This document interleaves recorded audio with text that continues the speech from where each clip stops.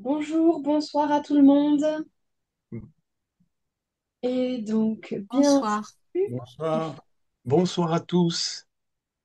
Merci, Bonsoir. bonsoir. Donc, bienvenue à cette rencontre, à ce lundi des Res. Donc, nous sommes en compagnie d'Éric Plaisance, auteur de l'ouvrage autour duquel se tourne ce lundi des Res, donc de la raison inclusive à l'éthique de la reconnaissance. Je vous mettrai un petit lien dans le chat pour aller en savoir un peu plus sur ce livre. Et nous sommes également donc avec Pierre Gardou, qui est le directeur de la collection dans laquelle l'ouvrage est paru, collection donc Connaissance de la diversité. Je vous remercie pour votre présence. Donc, on est ensemble pour 1 heure. On va d'abord avoir une petite présentation, un échange autour de cet ouvrage et de la thématique plus largement pendant une quarantaine de minutes. Et ensuite, on vous laissera la parole pour toutes vos questions. Donc, pour les poser, vous pouvez prendre la parole directement, c'est le plus simple. Vous pouvez aussi lever la main via le petit bouton réagir en forme de cœur. Vous devez avoir en haut ou en bas de votre Zoom. Si jamais vous n'avez pas vous ne pouvez pas parler oralement, vous avez le chat et on essaiera de relayer vos questions. Ah oui. Une dernière petite précision, la rencontre est enregistrée, elle sera disponible en replay si vous souhaitez la revoir d'ici quelques jours et vous serez prévenu par mail. Je ne vous retiens pas plus et je vous laisse la parole donc d'abord à vous, Charles. Merci beaucoup, Élise. Alors, c'est un bonheur de voir des visages connus. Alexis Vallée qui est dans notre Italie proche, Pierre Bonjour, Philippe Aubert, Serge Tomazet, Teresa Assud, Jean-Paul Champeau et d'autres, hein, parce qu'il y a simplement quelques noms qui défilent et quelques visages, mais ça va largement se compléter. En tout cas, merci beaucoup, beaucoup d'être là. Et nul besoin de vous dire, et c'est pas une coquetterie de langage, je suis heureux d'être le discutant de mon ami et collègue Éric Plaisance, qui vient de réaliser cet ouvrage dont Élise a parlé, donc sous le titre De la raison inclusive à une éthique de la reconnaissance, avec un sous-titre important, Défis internationaux des politiques et des pratiques en éducation inclusive. Alors là, il y a tout un programme dans ce titre. On sait ce qu'a réalisé Eric en ce domaine, dans la petite enfance, à l'école, on sait la finesse de sa sociologie. Alors, je ne vais pas parler très longtemps. Après cet accueil, je lui laisse la parole justement pour nous rappeler cet itinéraire. Parce que quand on écrit un ouvrage, cet ouvrage s'enracine dans un sol personnel, un substrat, et ce serait bien, Eric, que tu puisses nous dire où puise cet ouvrage. Bien. En tout cas, merci de l'accueil et puis de l'organisation aux éditions RS, hein. Je suis vraiment très, très frappé et très content de voir cette organisation qui nous suit, hein, parce que ça n'est pas très fréquent chez les éditeurs, hein. Moi, j'ai édité dans plusieurs, avec plusieurs éditeurs et on n'a pas ce côté, enfin, je n'ai pas eu, hein, ce côté justement à la fois convivial et efficace, hein, pour justement animer des séminaires, animer des discussions, et j'y suis très sensible, hein. Et bien entendu, merci à Charles, à Charles pour m'avoir accueilli dans sa collection, et puis d'être là pour discuter avec moi, me poser des questions, me titiller peut-être. Ça peut être aussi une bonne manière de faire pour un dialogue et un dialogue en public. Donc ça, moi, je suis très, très frappé et très intéressé et très honoré, hein, de tout cela. Ouais, vraiment, j'en suis très content, vraiment très content. Ceci dit, Charles, tu m'as posé la question aussi, à propos du livre, tu m'as posé la question de l'itinéraire, hein, de l'itinéraire. Mhm. Pourquoi finalement j'en suis arrivé à cette question de l'éducation inclusive, hein. C'est Alors, ça. j'ai une formation philosophique, hein, une formation philosophique alors tout à fait classique, hein, c'est-à-dire philosophie française, René Descartes, et philosophie allemande, Emmanuel Kant, mais ça je pourrais le préciser tout à l'heure. Et finalement, pour un poste de philosophie, j'avais la possibilité non pas d'avoir un poste véritablement de philosophie, mais comme on l'appelait à l'époque, un poste de psychopédagogie, hein. Maintenant, c'est une terminologie qui est un peu désuète, hein, parce que c'est centré sur la psycho, alors qu'en sciences humaines, évidemment, il y a une grande diversité. Et j'ai eu la possibilité d'avoir un poste dans un organisme, dans un institut qui s'appelait Centre national de pédagogie spéciale, qui était localisé à Beaumont-sur-Oise et qui faisait de la formation de personnel spécialisé. Alors, ça m'a donné une sorte de tremplin sur l'ensemble de ces questions. Et alors, quand on parlait de pédagogie spéciale, ça n'était pas spécial au sens d'institution spéciale. C'était au contraire en vue de spécialiser ceux qu'on appelait à l'époque des instituteurs, qu'on appellerait maintenant des professeurs. Et puis, ce qui était mis en évidence à ce moment-là, c'était l'intégration, l'idée d'intégration des enfants avec diverses difficultés dans le système scolaire ordinaire. Ce qui ne voulait pas dire forcément la classe ordinaire, mais enfin des écoles banales pouvant accueillir des enfants avec diverses difficultés, et par exemple des difficultés de type intellectuel. Et donc, ça m'a donné, comme je l'ai dit, une sorte de tremplin en vue de travailler sur ces questions. Et je me souviens avoir travaillé avec mon ami Monique Vial et Jacques Beauvais qui malheureusement est décédé. On avait publié un livre qui s'appelait Les mauvais élèves. Alors, c'était un titre provocateur. Parce que évidemment, on ne reprenait pas tel quel l'expression mauvais élève, mais c'était un stimulant pour le lecteur. Et c'est un bouquin qui avait vachement bien marché, si vous me permettez l'expression un peu directe. On n'a plus affaire à des livres. C'était au PUF, à des livres comme ça, des petits livres qui marchent aussi bien. Ça a été traduit en portugais, traduit en espagnol. Des petits livres comme ça qui étaient dans cette période des années 70. Et donc on voit aussi, post-68, il y avait un intérêt pour ce type de débat. Alors, j'ajoute quand même un point important pour cette période, qu'évidemment j'ai bien connue. C'était, à mon avis, une période extrêmement stimulante parce qu'il y avait des débats, et pas seulement des débats polémiques qui ont existé en 68, mais des débats aussi sur le fond.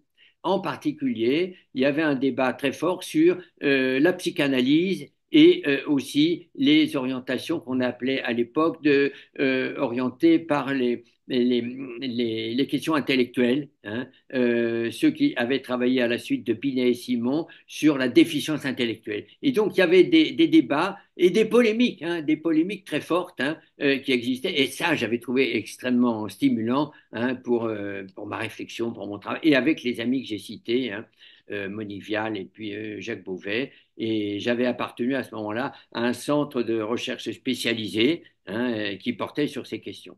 Euh, voilà pour une première partie d'itinéraire. Et ma deuxième partie d'itinéraire, ça je dois le dire, parce qu'il y a beaucoup de références dans le livre au Brésil, qui est une autre délocalisation, une première délocalisation de la philosophie aux problèmes pédagogiques et aux problèmes pédagogiques de l'intégration scolaire, et une autre délocalisation, alors cette fois-ci géographique, géographique au Brésil, qui est aussi une sorte de comment dire, d'ouverture vers l'autre, d'ouverture vers l'autre. Et c'est pas seulement la question géographique, c'est aussi une question qui porte sur le fond et qui porte aussi sur la diversité des populations brésiliennes. Donc, dans cette diversité, tout le monde se doute bien de quoi je parlais. Il y a une diversité ethnique, il y a une diversité des populations issues de l'Afrique, des populations aussi issues qu'on appelle populations indigènes. Et donc, il y a là vraiment un creuset de réflexion que j'ai beaucoup utilisé dans le cadre d'une université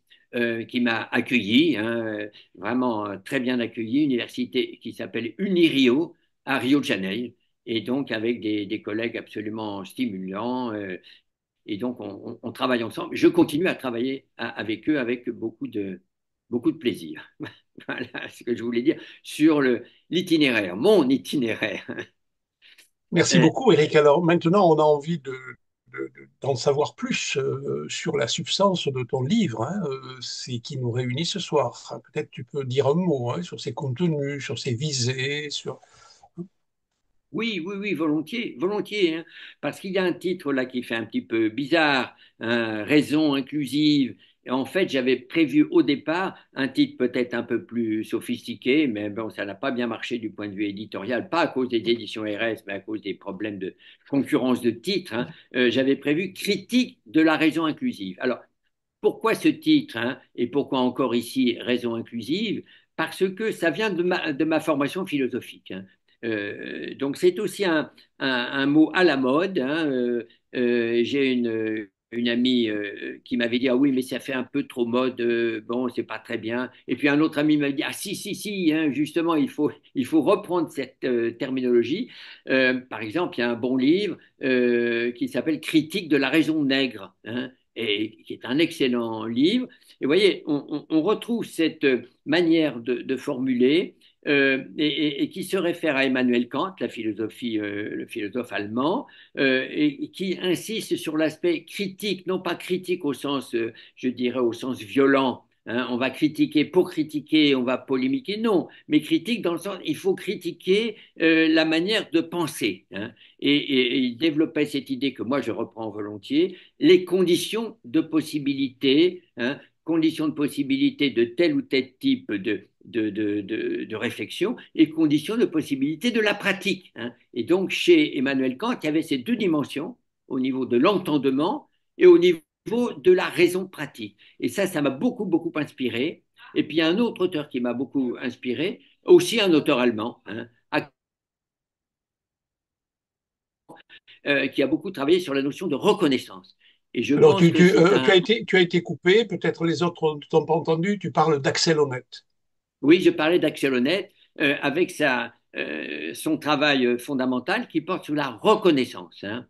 Mhm. Reconnaissance au sens large du thème, non pas une reconnaissance des objets hein, que l'on a vus une fois et qu'on le reconnaît, mais reconnaissance de l'autre personne hein, dans sa valeur et dans sa diversité. Et ça aussi, ça m'a beaucoup inspiré. Et je l'ai repris, du coup, dans le titre, hein, une éthique de la reconnaissance, donc toute une dimension éthique au sens de la valeur, au sens des valeurs de la reconnaissance de l'autre et de la diversité de l'autre. Hein. Et ça me paraissait hein, une dimension tout à fait importante, fondamentale.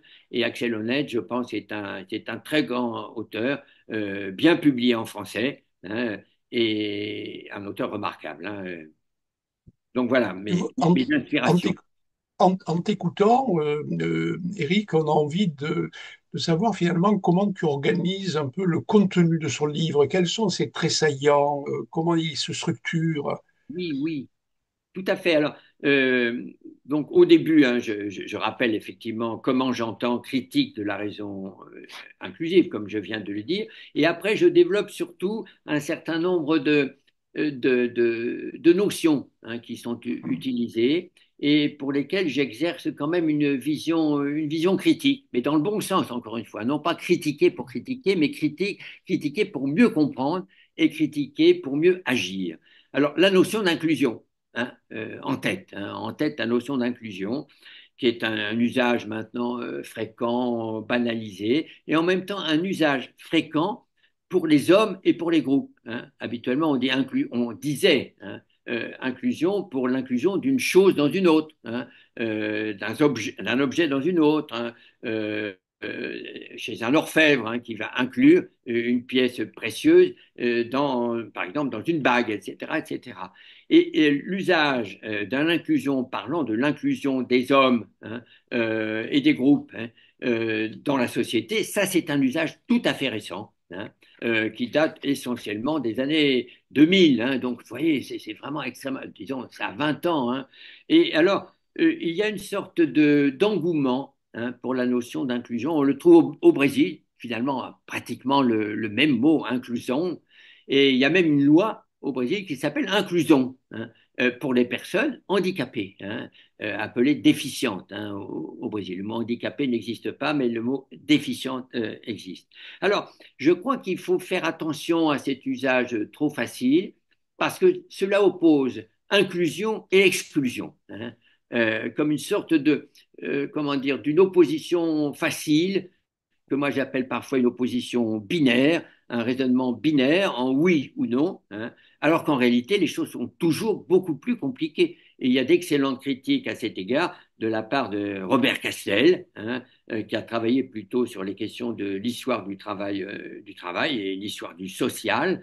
Et il parle plutôt de l'affiliation, des difficultés d'affiliation, avec toutes les nuances que cela peut comporter. Alors pourquoi hein, j'insiste là-dessus? Parce qu'on peut trouver des situations qui paraissent des situations, disons, pour parler vite, d'inclusion, ou des personnes incluses, ou d'élèves inclus, alors qu'en réalité, ils ne font pas partie de la communauté, ils ne sont pas perçus comme faisant partie de la communauté scolaire ou d'une communauté de vie. Alors, il faut faire très attention à ça. Il y a de belles pages de Pierre Bourdieu là-dessus, où il parle des exclus de l'intérieur.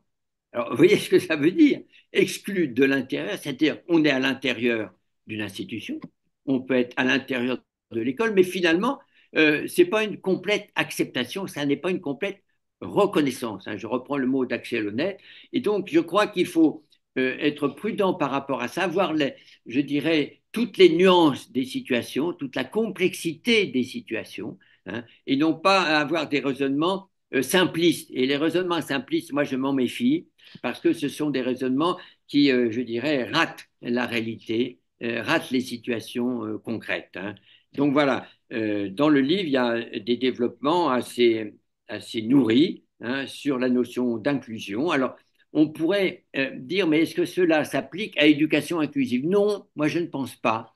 Parce que éducation inclusive, c'est l'adjectif, hein, qui indique déjà quelque chose d'autre que le substantif. Parce que le substantif, vous voyez, hein, je l'ai dit, oppose inclusion-exclusion. Quand on dit éducation inclusive, c'est beaucoup plus complexe, beaucoup plus intéressant dans la complexité et surtout beaucoup plus respectueux hein, des réalités concrètes. Hein. Donc moi, j'insiste beaucoup dans un chapitre sur cette question-là, et ça me semble important par rapport à la réflexion, bien entendu, mais par rapport aussi aux orientations pratiques, institutionnelles et pratiques dans une pratique de classe même. Hein.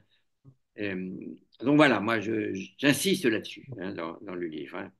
Et ensuite, ce qui est intéressant que tu nous dises, c'est compte tenu de la dimension internationale de ton ouvrage, c'est en fait, on se retrouve sur le même lexique entre le Brésil et la France, Oui. autour du mot inclusion, qui est utilisé, comme tu viens de le dire, de manière un peu mécanique et égalitariste, sans considérer quelquefois des relégations à l'intérieur. Mais qu'en est-il au Brésil? Est-ce que tu as pu te pencher sur les réalités qui te disent où on en est de l'inclusion au Brésil, même si elle fait l'objet d'un titre de loi, euh, où on en est dans un pays, comme tu le dis, de la grande diversité. Et oui, alors justement, alors effectivement, le mot inclusion, inclusion est un mot à la mode. Hein. Il y a même un parti politique hein, qui en a fait en quelque sorte son slogan hein, à la télévision, inclusion comme le slogan de ce parti. C'est un petit parti, hein. C'est ni le parti de l'ex-président Bolsonaro, heureusement qu'il va être en prison, ni le parti du président actuel Lula, mais un petit parti. Alors, je trouve que c'est significatif, hein, significatif de cet usage-là aussi vraiment diversifié. Et en même temps, on peut se demander si ça n'est pas un concept un peu panoramique. Hein. En portugais, on dirait un concept guarda-chuva. Guarda-chuva, c'est-à-dire un concept parapluie, c'est-à-dire qui concerne un ensemble de choses, mais qui sont mal définies. Alors, du point de vue des réalités, bien entendu, le Brésil et les villes brésiliennes hein, sont des situations complexes, diverses, et si bien que la question de l'éducation inclusive s'applique à la fois à la question des enfants, des adolescents qui posent des difficultés qu'on appellerait ici des difficultés de type handicap, mais aussi hein, cela concerne des enfants et des adolescents qui sont de la diversité. Hein. Et alors là, je crois qu'on trouve quelque chose d'intéressant avec le concept d'éducation inclusive et non pas avec le concept d'inclusion. Hein. Mmh. J'insiste beaucoup là-dessus. Hein, et là, on trouve vraiment quelque chose qui peut permettre d'avancer. Mais il reste la question du spécial. Alors, je l'évoque dans un autre chapitre du livre. Hein, si on parle d'éducation inclusive, qu'en est-il du spécial? Et alors, il y a une ambiguïté au Brésil qui parle de l'éducation spéciale dans la perspective de l'éducation inclusive. En général, je ne suis pas d'accord. Hein. Et donc, on discute beaucoup avec les collègues à cet égard parce qu'il y a une ambiguïté sur la notion de spécial hein, qui subsiste. Parce que dans la tradition européenne, j'ai dit surtout la tradition française, le spécial, c'est le spécial séparé, ségrégatif. Encore que maintenant, moi, je pense qu'il faut voir ça avec prudence parce que des instituts qui existent encore, Institut des jeunes aveugles ou Institut des jeunes sourds. Là, tout près de l'endroit où je suis, il y a l'Institut des jeunes aveugles. Hein.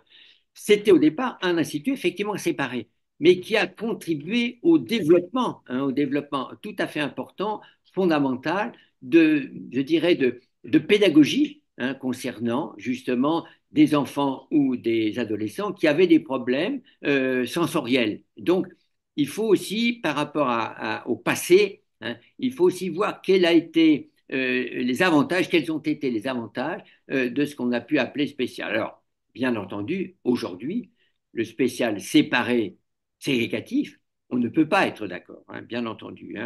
Mais il y a d'autres usages en Europe sur le spécial au sens de spécial spécialisé. C'est le cas en Italie. Et peut-être que notre ami Lucia Deanna nous entend. Il y a des chaires de spécial en université. Qu'est-ce que ça veut dire?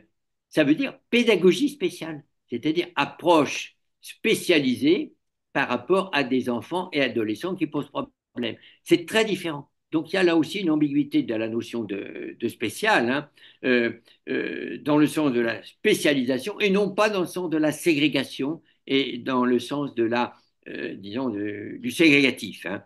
Alors, Mm. j'ajoute un point quand même important pour donner le contexte international, j'ai un peu amorcé ça. Le travail qui a été mené de manière très importante sur ce sujet, c'est sans doute l'UNESCO. Hein. L'UNESCO qui a commencé dans les années 90 justement sur ces questions d'une critique du spécial séparé pour avancer vers justement l'éducation inclusive, vers les droits des personnes et vers la diversité. Et donc le maître mot actuellement, c'est diversité. Hein. Mm.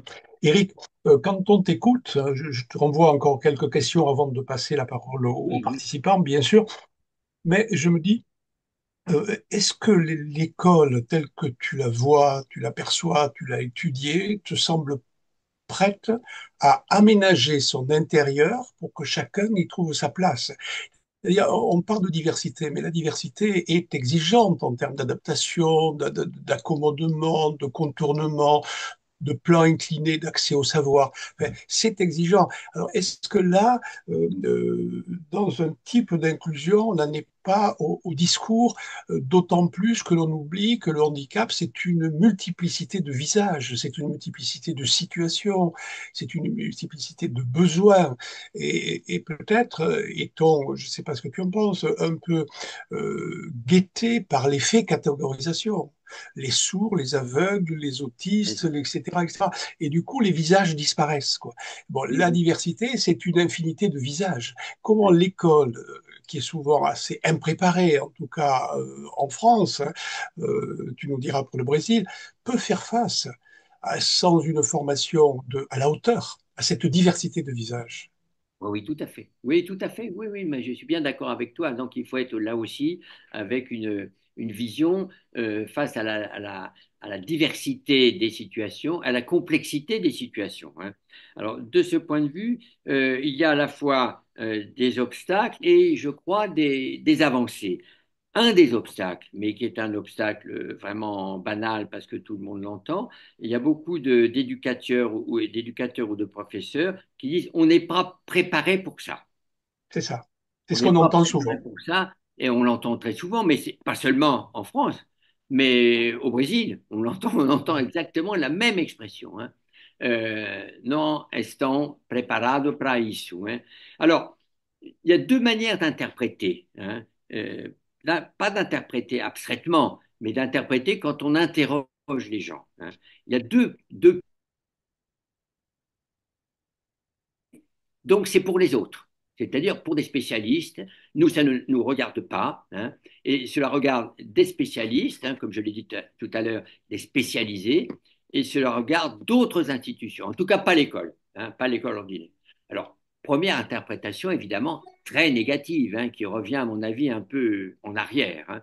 Et puis, il y a une deuxième interprétation que donnent les professeurs très souvent, hein, que donnent, je vais le dire encore plus précisément, que donnent certains syndicats de professeurs qui disent, mais ce qui manque, c'est la formation. Hein. Ce qui nous manque, c'est une formation justement à la diversité et comment faire face à la diversité. Et donc, ça n'est pas un refus, Ce n'est pas l'expulsion vers l'extérieur, mais une réflexion sur l'intérieur et sur la profession. Hein. Comment améliorer la profession par une formation qui serait complètement différente. Alors, on a évoqué aussi à cet égard le problème de la flexibilité des pratiques. Hein. Et je pense que ça, c'est une piste intéressante et importante. Je vais vous donner un exemple. Hein. Je vais vous donner un exemple alors, qui concerne plutôt la petite enfance, hein, qui concerne un jardin d'enfants dans Paris.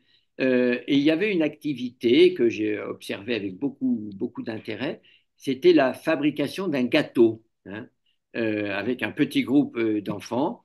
Donc, il y avait effectivement tout ce qu'il fallait pour préparer un gâteau, hein, la farine, etc., etc. Puis, il y avait une petite fille qui était un petit peu marginale, et même tout à fait marginale, qui était un peu plus loin, qui criait, qui s'agitait, et l'éducatrice, hein, lui a demandé de venir.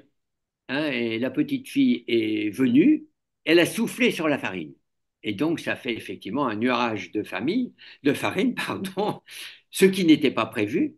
Et alors, l'éducatrice a eu le bon sens et la pertinence, et encore une fois, la flexibilité de comportement, dire, ah, mais vous voyez, les enfants, quand on souffle sur la farine, ça fait de la fumée, c'est peut-être intéressant. Et les autres enfants disent, ah, on peut essayer, et ils ont essayé.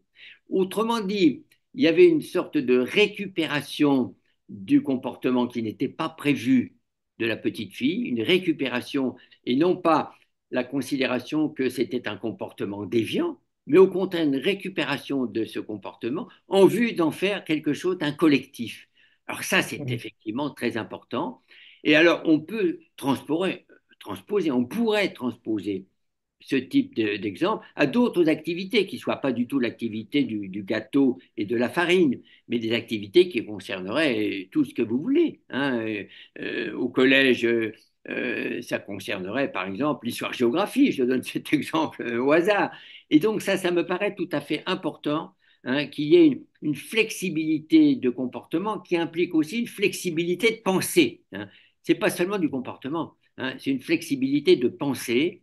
Et alors là, je veux ajouter une notion qui est de plus en plus utilisée et qui peut être bien entendu discutée, c'est la notion de besoin éducatif particulier, hein, euh, qui peut remplacer, hein, si on est effectivement prudent, qui peut remplacer le vocabulaire du handicap. Hein. Il y a des besoins éducatifs particuliers dans la diversité des enfants et à l'égard de ces besoins éducatifs particuliers, il faut faire attention à la singularité du sujet enfant, hein, à la singularité de chacun et prendre en compte la singularité de chacun, mais dans un collectif. Hein, hein, il ne s'agit pas de centrer de manière complètement fermée sur un enfant, un comportement, hein, mais bien entendu de l'insérer dans un collectif en tenant compte de la singularité. Et ça, je pense que c'est tout à fait fondamental en vue des pratiques, encore une fois, en vue des pratiques. Alors, on parle, Eric, des besoins particuliers des enfants. Oui, Est-ce qu'il ne faudrait pas parler des besoins particuliers des enseignants, oui, bien sûr. qui se sentent souvent très seuls, avec des classes trop chargées, avec des Oui, accompagnements spécifiques qui sont irréguliers, avec un turnover des AESH chez nous, en fait, des oui, bien auxiliaires de sûr, vie oui, scolaire, oui, et qui se sentent un peu marginalisés dans leurs fonctions et souvent assez incompris. Alors, je ne sais oui, pas, oui, on a le sentiment qu'ils sont éthiquement d'accord avec l'idée d'école inclusive, mais qu'ils attendent d'être aussi accompagnés par la oui, formation, par une sorte de solidarité dans un projet d'établissement. oui, tout à Je sais fait. pas ce que je Mais sais pas bien ce que tu... entendu, je suis absolument d'accord avec toi et avec ta réflexion. Hein. On peut transposer la notion de besoin éducatif particulier pour les enfants à la notion de besoin des enseignants, hein, bien C'est ça. entendu. À la notion de besoin. Alors, j'ai évoqué tout à l'heure la formation, mais il faudrait voir quel type de formation, bien entendu. Ça n'est pas une formation quelconque, hein, et bien entendu des modalités d'aide, hein, des modalités d'aide. Et malheureusement, dans la situation française, hein, les modalités d'aide reste encore à l'égard de personnes qui sont les AESH, hein, que tu as évoqué, qu'on Mhm. appelle maintenant avec un vocabulaire un petit peu plus favorable les accompagnants et accompagnantes. mais leur statut professionnel, leur salaire sont vraiment dérisoires, comme si cette fonction d'accompagnement était considérée comme secondaire, hein, ce qui est quand même C'est très ça. paradoxal. Si on a une politique, hein, ce qui se veut une politique d'éducation inclusive, et officiellement en France c'est le cas, hein, dans les Mm. dispositions législatives et réglementaires, on a affaire à des paradoxes énormes si on ne donne pas les moyens à ces personnes, souvent des femmes d'ailleurs, hein, de travailler de manière décente. Et on sait qu'il y a des démissions, hein, de la part des accompagnants et accompagnantes, surtout parce qu'elles se trouvent dévalorisées dans une fonction qui est pourtant une fonction essentielle, hein. Donc ça, Mm. c'est un point effectivement tout à fait désolant quand on voit ce qui se passe. À l'opposé, alors je vais dire un exemple favorable. Alors, vous le connaissez sans doute, hein, ceux qui nous écoutent, hein, c'est la situation de l'Italie, hein. La situation de l'Italie a prévu, hein, des professeurs supplémentaires, et non pas des accompagnants au sens dévalorisé, mais des professeurs supplémentaires, qui est le professeur qu'ils appellent le professeur curriculaire et qui a un statut de professeur. Donc, il faudrait aller vers cela, mais ça implique des engagements politiques, hein, et je ne sais pas si la situation française est prête pour sauter le pas, hein, vers cette ambition, parce que c'est très ambitieux, mais il faut cette ambition, hein, si on parle d'éducation inclusive, ou alors on n'en parle pas, bien C'est ça. entendu. C'est ça. J'ai envie de te poser d'autres questions, mais je vois les visages sur Ah, l'écran et peut-être quelqu'un d'entre vous ah, déjà, oui, peut-être. désire poser des questions à Eric. Il faut y aller de manière très simple et très spontanée. Ah oui.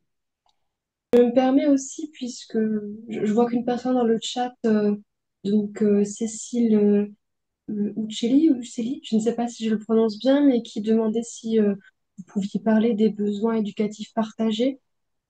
Alors, je Oui, ne sais pas si elle peut prendre la parole pour développer sa question, oui. si jamais. Eh bien, volontiers. Merci de me passer la parole et merci de m'avoir permis de rencontrer, bon, même si c'est à travers un écran, des personnes aussi inspirantes, hein, voilà, que celles que j'ai la chance, voilà, de croiser ce soir en Monsieur Gardou et Monsieur Plaisance. Effectivement, pour en revenir, moi, alors je suis, d'où je parle? D'où je parle, j'ai été pendant 15 ans psychologue scolaire dans le Var et j'ai depuis 2018 la chance de travailler au sein de l'INSPE de l'Académie de Nice et de, entre autres, comme mission, effectivement, eu égard à mon passé, et comme je le dis très volontiers, ça laisse des séquelles, la psychologie scolaire. Je suis responsable de la formation KPI, donc pour la certification, préparer la certification des enseignants spécialisés. Et effectivement, cette idée de besoin éducatif particulier, alors, Monsieur Plaisant, vous avez tout à fait raison, il y a une espèce de nécessité de tenir compte de la particularité de chacun, de la singularité, tout en faisant collectif.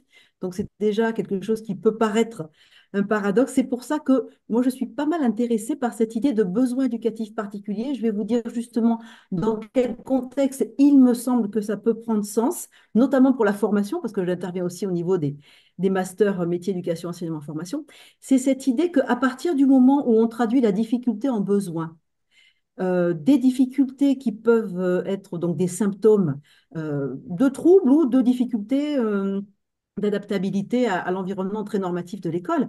Donc des difficultés différentes peuvent faire écho aux mêmes besoins, peuvent se référer aux mêmes besoins. Et ces besoins seraient en fait des besoins que tout un chacun, alors pour reprendre la belle image de Charles Gardot concernant la fragilité ou la vulnérabilité, qui est de l'ordre voilà, de l'humaine condition, on aurait tous des besoins qui seraient à un moment donné partagés. Et plutôt que de travailler, et merci d'avoir rappelé la condition des AESH, enfin, mais plutôt passer d'une logique de compensation, qui est celle des AESH auprès de ce public-là, vers quelque chose qui serait plus de l'ordre de l'accessibilité Oui, bien sûr, oui. de tous et de chacun. Voilà, et ça, là, je rejoins, merci, Serge Thomaset, qui a la bonne idée de se connecter. Donc, c'est cette idée de peut-être arrêter de singulariser les besoins en voyant ils peuvent être partagés par un plus grand nombre, voire par tous. Moi, je rêverais qu'on parle d'élèves, point, tout court. Oui, oui, bien sûr. Merci. Oui. Eric? Oui, alors merci de votre intervention. que je partage évidemment tout à fait, hein, tout à fait, hein, sans aucune réserve, hein, passer de la notion de difficulté, voire de handicap, à la notion de besoin, c'est un saut qualitatif important, à condition, effectivement, de ne pas limiter le besoin à ce que mon ami Serge Bersol appelle un besoin de service. Hein, un besoin de service, c'est-à-dire on va faire de la compensation avec différentes modalités, mais on va rater une dimension fondamentale dans l'évolution des institutions, on va rater l'accessibilité ou l'accessibilisation des institutions. Alors ça me paraît une orientation fondamentale, hein, et il faut dépasser la loi française, hein, qui insiste sur la compensation, euh, à juste raison par moment quand il s'agit de difficultés qui appellent des financements particuliers. Je pense aux familles, donc il y a une légitimité de la compensation. Mais en même temps, se limiter à la compensation, c'est rater une dimension qui seule, hein, peut permettre de faire évoluer les institutions et les pratiques. Et donc, il y a je vais rajouter une expression à laquelle je tiens beaucoup, c'est la notion de situation du handicap ou situation de besoin. Hein. Donc, tenir compte de l'environnement, hein, tenir compte des conditions de vie et des conditions, hein, qui président au fonctionnement scolaire. Donc, il y a une dimension institutionnelle dans le bon sens du terme, hein, qui implique justement de tenir compte de l'environnement, du contexte, de l'accessibilité. Et c'est une notion, à mon avis, tout à fait essentielle, fondamentale, pour permettre d'avancer. Hein. Donc là, je ne peux que tout à fait d'accord. Dépasser, hein, l'orientation vers la compensation, vers l'accessibilité et l'accessibilisation pour tous. Hein, évidemment, accessibilité, accessibilisation, c'est pas limité à un certain nombre de personnes qu'on va catégoriser, hein, ce que tu as dit tout à l'heure, Charles, mais au contraire, une accessibilisation qui ouvre, hein, à la diversité des personnes. Hein, sinon, on revient aux vieilles orientations, aux vieilles catégories. L'accessibilité, c'est l'accessibilité pour tous, l'accessibilité pour les droits de tous, hein, avec les modalités. Alors, évidemment, cela revient aussi à dire, c'est pas l'accessibilité au niveau abstrait, hein, mais l'accessibilité dans les modalités concrètes de faire, hein, qu'il y ait les possibilités d'accessibilité pour tous, hein, dans la diversité, encore une fois. Hein. Pierre, Pierre, tu as une question? Pierre, bonjour. Ah oui, Pierre, bonjour. Alors, Bonjour. quand je dis Pierre, bonjour, je ne dis pas Pierre, bonjour, mais Pierre, bonjour. Oui, oui, oui. Que je connais aussi, nous nous connaissons aussi. Oui. Pierre. Donc, bonjour. Très, très heureux de partager un petit moment avec vous. J'avais une question à vous poser. Il y a environ 25 ans, notamment avec Charles au CRES que nous avions animé euh, jusqu'aux années 2000 à peu près, hein. Enfin, c'était surtout à cette époque-là. Vous avez repris, et tant mieux, et continué, développé tous les travaux conceptuels qui avaient été faits à l'époque, hein. Je veux parler de la situation de handicap, je veux parler à la société inclusive, les enfants à besoins spécifiques, etc. Tout ça était déjà évidemment en discussion à l'époque, hein, donc vous avez repris ça et j'en suis très content. Mais j'ai une question. Ça fait 25 ans, donc est-ce que vous avez l'impression que ça a évolué? En quoi ça a évolué depuis? Si l'on regarde la réalité en face aujourd'hui des enfants qui sont dans dans les classes dites ordinaires, dans des conditions, bon, je ne veux pas reprendre ce que vous avez dit, hein, j'ai des témoignages personnels, les conditions ne sont pas réunies pour que la plupart du temps ces enfants soient pris en charge correctement, enfin, soient accompagnés correctement. Est-ce que vous avez donc l'impression que ces 25 ans-là qui sont passés ont apporté quelque chose de plus sur le plan conceptuel? Et puis alors sur le plan, je ne sais pas si j'ose vous poser la question, sur le plan des moyens? Ah oui. Oui, alors c'est évidemment une question embarrassante parce qu'il faudrait avoir un bilan. Et alors il y a eu des essais de bilan de la loi de 2005, hein, des bilans quasi officiels qui montraient effectivement des obstacles. Alors, parmi les obstacles, mais on vient de l'évoquer, il y a le problème des accompagnantes, hein. Et donc effectivement, la question des accompagnantes est une question qui reste complètement en suspens, malgré quelques petits pas en avant. Mais ça reste largement en suspens.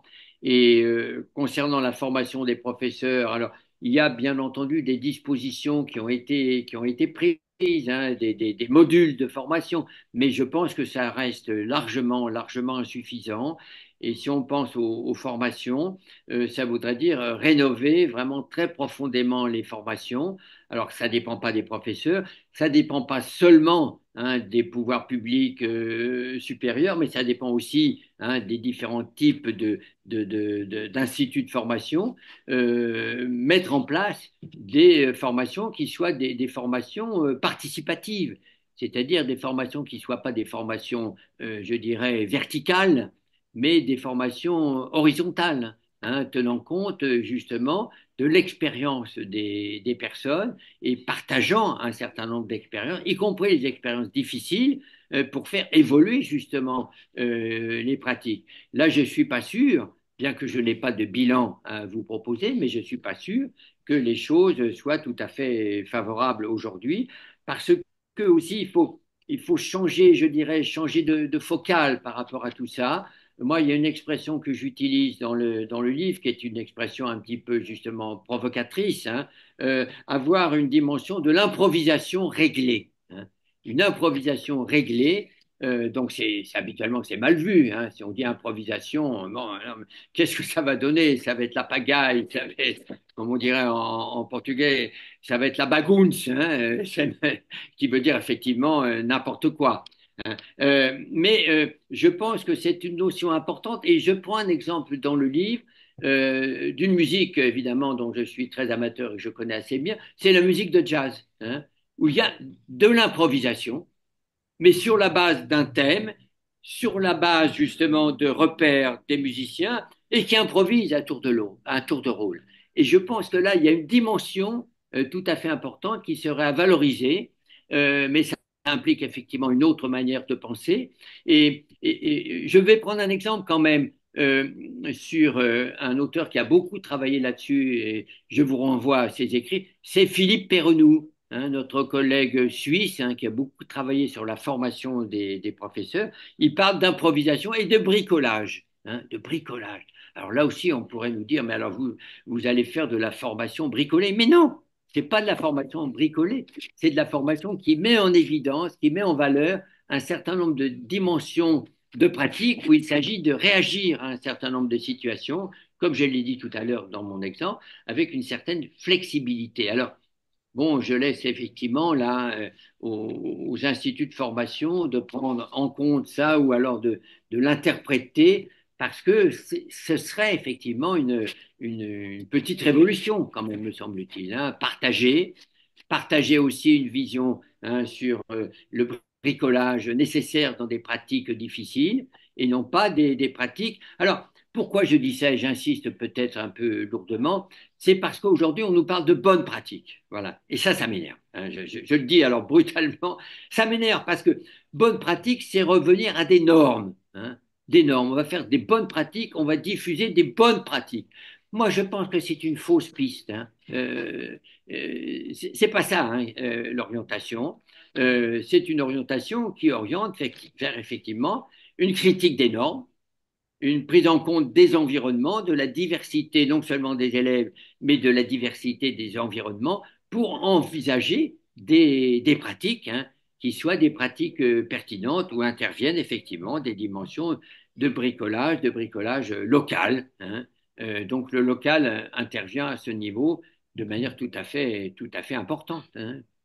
Alors je ne sais pas si, bon, on pourrait discuter longuement de Oui, ça parce que ça, me ça me plaît beaucoup, hein, cette orientation qu'avait amorcée c'est ça. Philippe Pernoud et que j'ai reprise en faisant la comparaison avec la musique de jazz. Je crois qu'au début d'un chapitre, je cite Daniel Humer, qui est un percussionniste de jazz très connu et qui parle de l'improvisation comme justement un travail collectif nécessaire qui implique à la fois l'individualité et le collectif. Oui, Eric, moi, j'ai envie de compléter un peu en te disant une chose. On peut s'accorder là-dessus. Nous sommes les produits d'une culture qui nous façonne Oui, et peut-être que nous façonnons en retour. Et nous oui, sommes, la plupart d'entre nous, des produits d'une culture excessivement normée, bien sûr. normative, sinon normosée, du système éducatif qui est le nôtre. Oui, oui. Comment se départir de cette culture? Parce que ce que disait Oui, Pierre tout à l'heure est très juste. Euh, on parle d'accessibilité depuis la loi de Simone Veil. oui, Un bébé qui est né alors à 50 ans aujourd'hui. Cette loi de Simone Veil a été renforcée par la loi de 2005 avec une contrainte de mise en accessibilité multidimensionnelle et universelle.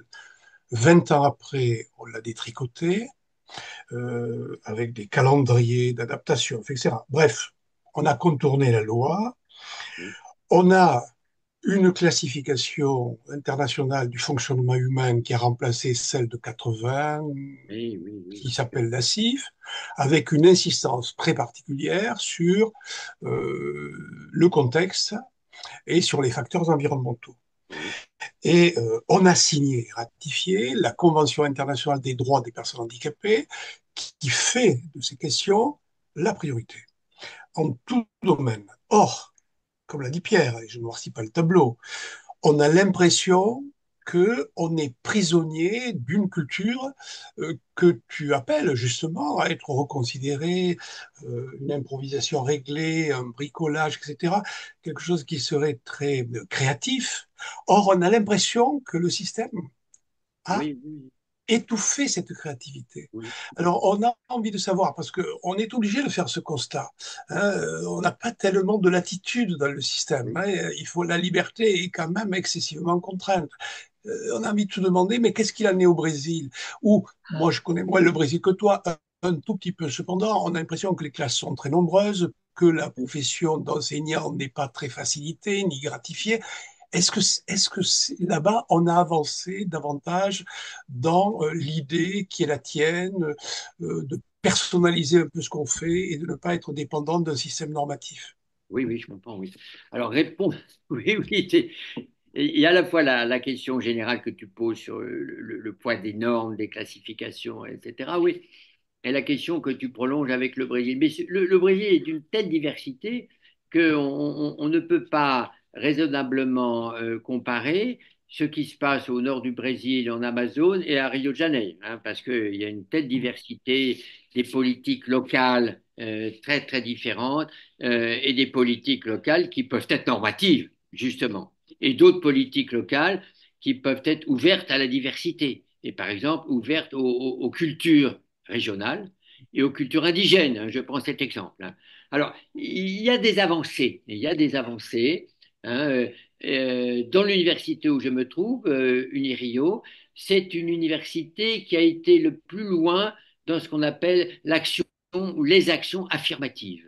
Alors, c'est très ambitieux, c'est très contesté, hein, c'est-à-dire permettre l'entrée à l'université avec plus de souplesse pour des adolescents et des jeunes adultes qui viennent de zones très défavorisées ou qui viennent d'écoles publiques elles-mêmes très défavorisées. Donc, une facilité d'accueil, hein. Et donc, c'est déjà une étape tout à fait fondamentale, hein. Et puis après, reste une question vraiment très importante et difficile, c'est qu'il faut qu'ils se maintiennent, hein, dans le système. Il ne s'agit pas d'entrer, mais il s'agit de se maintenir et de faire tout ce qui est possible pour qu'ils puissent rester. Ce qui implique à nouveau alors des problèmes d'accompagnement, des problèmes d'aide, y compris des aides financières. Et alors, c'est là que le bas blesse, hein. Y a-t-il des aides financières suffisamment importantes? Y a-t-il des transports dans l'université qui permettent aux jeunes adultes qui viennent de loin de venir? Est-ce qu'il y a de la cantine, hein? Donc, toute une série de problèmes de cet ordre se posent qui ne sont pas seulement des problèmes pédagogiques, mais qui sont aussi des problèmes matériels. Et là, il reste effectivement de grandes difficultés, hein. Il y a des municipalités qui s'engagent un peu, d'autres moins. Moi, j'avais visité plusieurs écoles dans l'autre État, l'État de São Paulo, dans la ville même de São Paulo, hein, où il y a un centre, disons, spécialisé qui permet d'avoir justement non pas la spécialisation au sens ségrégatif, mais spécialisation au sens de l'aide, hein, dans les différentes écoles. Mais c'est un pari effectivement très, très difficile, important, et c'est pourquoi je cite vraiment, hein, cette politique des actions affirmatives. L'expression, vous le savez, vient plutôt de l'anglais, hein, qui implique justement une diversité acceptée comme telle et justement plus qu'acceptée comme telle, mais favorisée comme telle, C'est ça. hein. Voilà, donc ça, c'est effectivement une vision politique et pratique, puisqu'il s'agit de conserver, hein, ces jeunes adultes dans l'institution, dans l'université, malgré les difficultés qu'ils connaissent, hein. Et donc, ça implique aussi des groupes de travail, des groupes d'appui, etc., etc. Donc, il y a une ambition à la fois matérielle et pédagogique qui est très, C'est très ça. importante. Mais dans l'université où je me trouve, ça a progressé. Et d'après ce que me disent mes collègues, ils disent que depuis 15 ans, le public a changé. Il y a plus de femmes et plus de noirs. Et à mon avis, c'est un succès de ce point de vue. C'est ça. D'autres questions? Oui, oui, je me permets parce que je vois qu'il y a deux personnes qui lèvent la main. Allez-y. Donc, il y a Philippe Aubert et Jean-Paul Champeau. Donc, Très bien. Donc, Philippe n'a pas la parole. Et donc, je prends la parole pour lui. On en a discuté. D'ailleurs, Philippe a déjà commandé le livre pour pouvoir vraiment l'apprécier complètement. Mais plusieurs remarques. La première, c'est sur le titre du livre, Oui, oui, oui. Inclusive, et la critique que vous... alors, faites attention Ah, parce que quand vous, Philippe? quand vous Oui. tournez la tête, on ne vous entend plus. ah, d'accord. Je vais me mettre plus près du micro. Mais vous n'avez pas parlé de deuxième partie du titre, qui est l'éthique de la reconnaissance. Ah Alors, vous oui, avez évoqué la reconnaissance, mais Philippe est très attaché à cette notion éthique et reconnaissance. Donc, c'est pour ça que là, il aimerait que vous développiez. Parce que parler d'une éthique, c'est autre chose que de parler d'une critique de quelque oui, chose, c'est une construction. Et, et, et Philippe a beaucoup travaillé sur cette question de l'éthique. Il a développé ce qu'il appelle l'éthique du désarroi.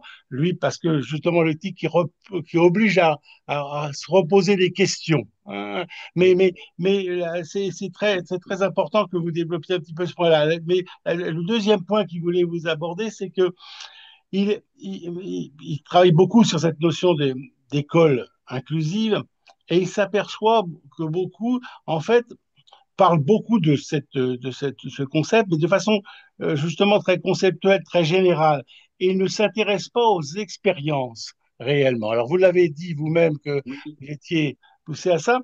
En particulier, Philippe est porteur d'une expérience qui est celle du lycée REA Toulouse-Lautrec, il a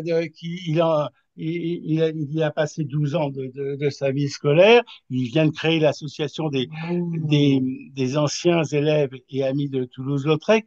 Et cette expérience, elle est très mal connue, mais elle a quand même formé, elle date depuis 1980, elle a formé des milliers d'élèves. Et donc, et personne, nous cherchons des travaux, personne ne l'a jamais vraiment étudié, n'a jamais étudié ce qu'étaient devenus les élèves. Les élèves de ce... Et c'est assez étonnant parce que ce lycée a la particularité d'avoir une majorité d'élèves en situation de handicap et une minorité, mais de valides. Donc, c'est une mixité que certains disent l'inclusion à l'envers.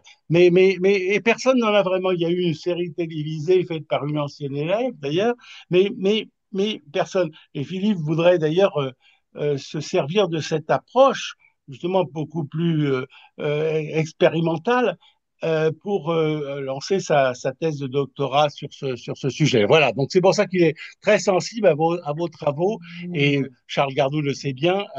Et en particulier, quand vous avez parlé de singularité, Philippe développe beaucoup cette notion qu'il a mis en avant, qui est la Oui, singularité existentielle, pour montrer ce parcours oui, oui. particulier que mènent ces personnes en Oui. situation de handicap dans la scolarité, justement.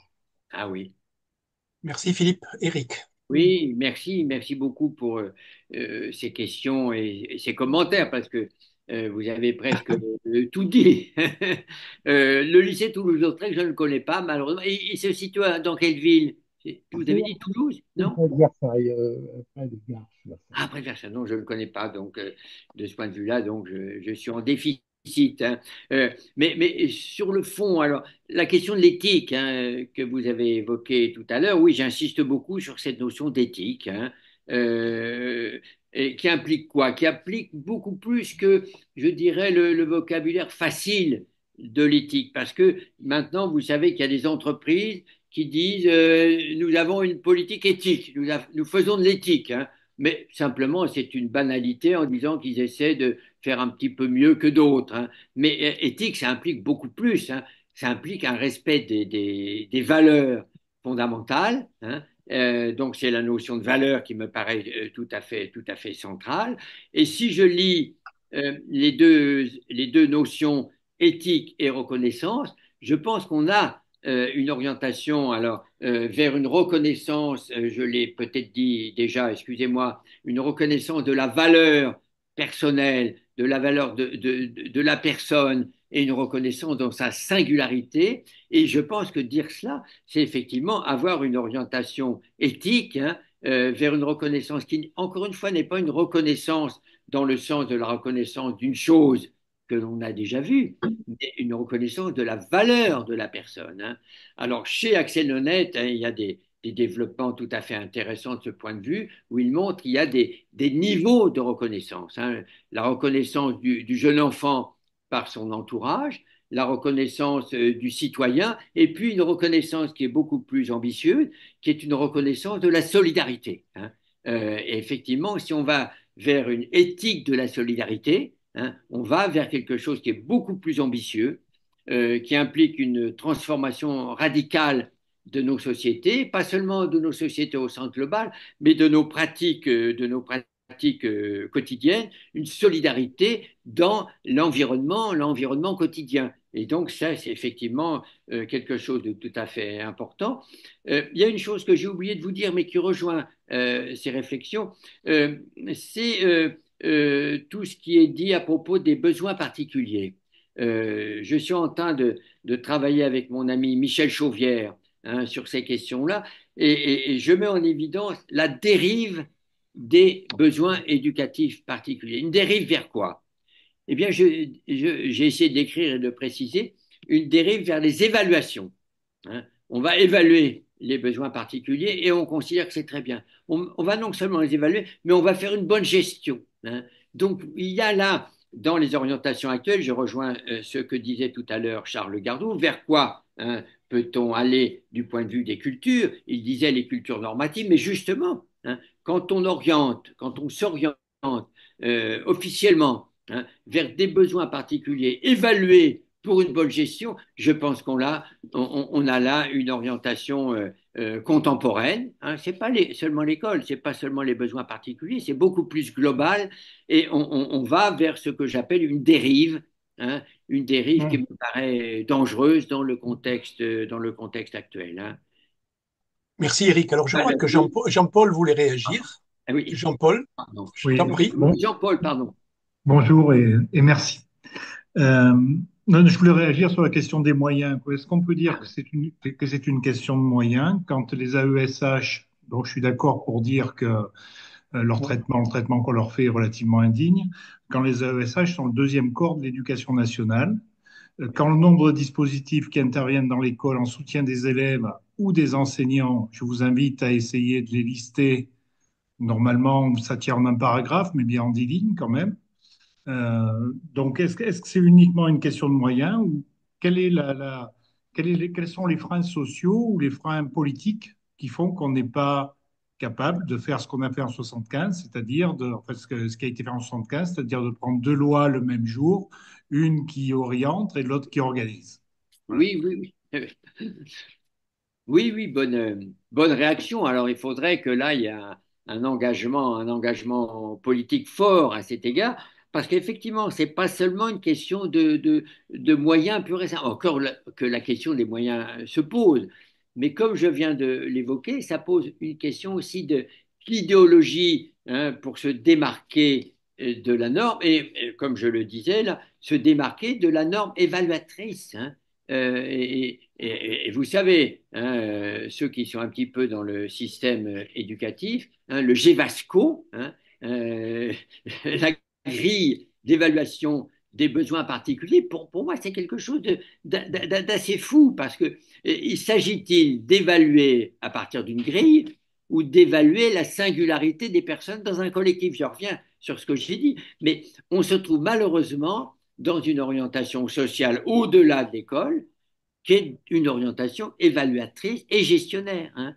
Euh, donc j'ai travaillé et je m'en suis un peu dégagé, hein, vers tout un travail qui avait été amorcé, plutôt dans le secteur médico-social, qui visait justement à évaluer pour mieux gérer, c'est-à-dire il y avait une transposition des besoins vers la question des prestations, comme on le dit dans le domaine, la question des prestations, hein. Le besoin, c'est pas seulement le besoin des personnes, mais c'est avant tout le besoin des prestations.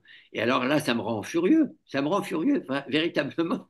J'ai écrit des textes et des lignes assez furieuses à cet égard, justement parce que ça me semble une dérive. Alors, j'ai pris cet exemple des besoins éducatifs particuliers, mais on pourrait prendre aussi l'exemple que j'ai donné tout à l'heure, non pas des normes, comme j'ai dit, des pratiques qui sont des pratiques normées, hein, orientées vers des pratiques normées. Et je pense que c'est une erreur de fond.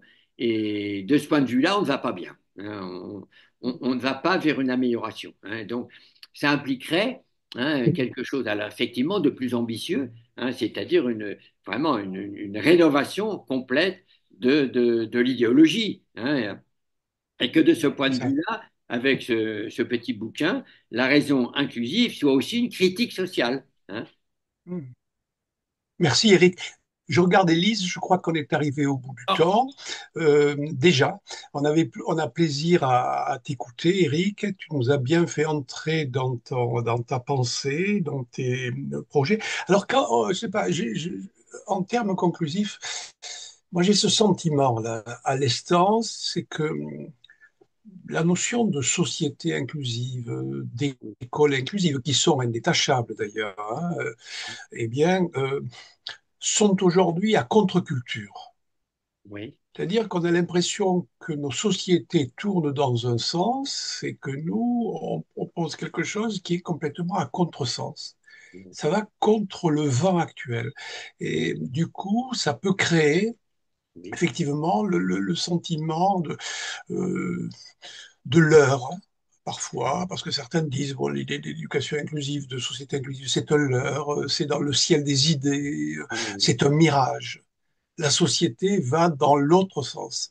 oui, oui, Et du coup, tu nous invites à être des résistants, hein, dans le oui, oui, sens oui, premier du terme, hein, parce que c'est vrai que le contexte actuel est troublé et troublant et qui ne facilite pas la pénétration de cette idée dans la marche sociale, hein. oui, oui, Et on comprend bien que beaucoup d'enseignants qui vont se nourrir de ton livre eh bien, se sentent un peu sur le bord.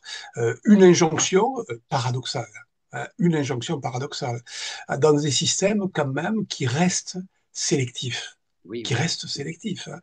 Et toi, tu nous appelles à prendre en compte la diversité, les différentes allures de la vie, pour reprendre une expression de Canguilhem. Et il y a, comme tu le disais là en terminant, quelque chose qui nous rend prisonniers des normes oui, dans oui, une société administrée, gérée, oui, oui, oui. mais avec quelques phénomènes quand même qui vont vers une sorte de déshumanisation. Oui, oui. Je ne sais pas si le mot n'est pas un peu fort, mais vous sentez bien ce que je veux dire, hein. On a l'impression qu'on traite des produits, des catégories, mais tout se passe à l'école. C'est ce que tu démontres dans le livre. Comment pourrait-on agir sur une société si on n'agit pas sur l'éducation? Oui, Comment oui. des enfants tenus dans des milieux aseptisés peuvent devenir par miracle des adultes perméables à la diversité, celle que tu Oui, appelles dans ton livre? oui, oui, tout à fait. Alors, merci beaucoup pour tout ça et je te laisse le mot de la fin. Ben, je ne sais pas s'il y a un mot de la fin. Je suis tellement d'accord avec toi qu'il faut que je commente d'une certaine manière. Non, je sais pas. Non, j'utilise une expression à la fin du livre qui va tout à fait dans ton sens. Je dis qu'il faut de l'utopie en acte, hein. Ouais, Non pas une utopie qui soit complètement abstraite, hein, qui soit en dehors du temps, en dehors de la société, mais une utopie en acte, hein, en acte à partir de la perception des réalités, hein, la perception des réalités. Et en même temps, si c'est une utopie en acte, ça doit être aussi une critique sociale mhm, fondamentale, hein, une critique sociale fondamentale. Et encore une fois, non pas critiquer pour critiquer, mais critiquer pour voir quelles sont les conditions de possibilité pour avancer, hein. c'est ça. Et de ce point de vue, on peut penser bien entendu à l'organisation, école, hein, le rôle de l'école en tant que telle et le rôle de l'école en tant que collectif, et puis aussi au niveau des pratiques, hein, des pratiques, et encore une fois, non pas des pratiques qui sont décidées d'en haut comme étant les bonnes pratiques, hein, je l'ai dit, ça m'énerve beaucoup, mais étant des pratiques sur lesquelles on essaie de réfléchir pour avancer avec C'est une ça. part, je vais me répéter, une part d'improvisation. Et il y a de l'improvisation dans un tas d'activités qui sont des activités constructives. Donc C'est je ça. pense que là, c'est effectivement à contre-courant des orientations normatives, hein. Donc je suis Tout à un fait. antinorme de ce point de vue. Mais un antinorme qui veut aussi de la pratique, hein. C'est ça qui est important. C'est pas de l'antinorme par principe, mais de l'antinorme pour améliorer, transformer radicalement les pratiques, hein. Alors, est-ce que l'on prêche dans le vide? J'espère que non, hein. En tout cas, on essaie de s'activer de ce point de vue au niveau français et moi, je m'active au niveau brésilien aussi dans ce sens-là. Mais au Brésil, vous savez, c'est pas facile non plus, hein. Il y a des situations difficiles, sociales difficiles, mais qu'il faut transformer aussi.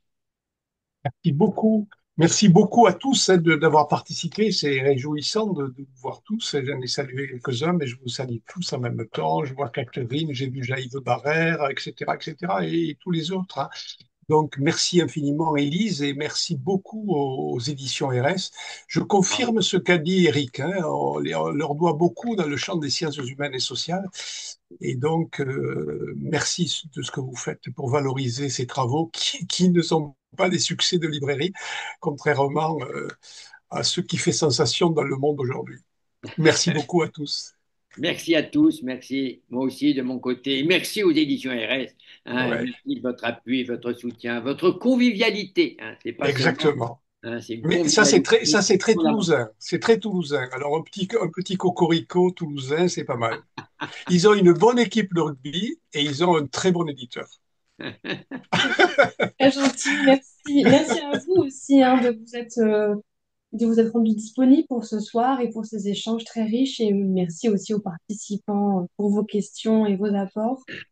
C'est toujours un plaisir d'avoir des rencontres comme ça où on a des échanges stimulants.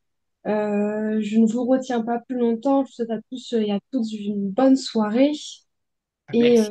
vous aurez le replay si besoin. Et bien sûr, si vous souhaitez approfondir le sujet, hein, vous pouvez vous procurer l'ouvrage. On ne le voit pas très bien. Donc, d'Éric, merci beaucoup. Merci Merci à beaucoup, tous. Merci merci beaucoup. Charles, et à bientôt. Merci. Merci, merci beaucoup. Merci à Bonne soirée. tous. Bonne soirée à vous.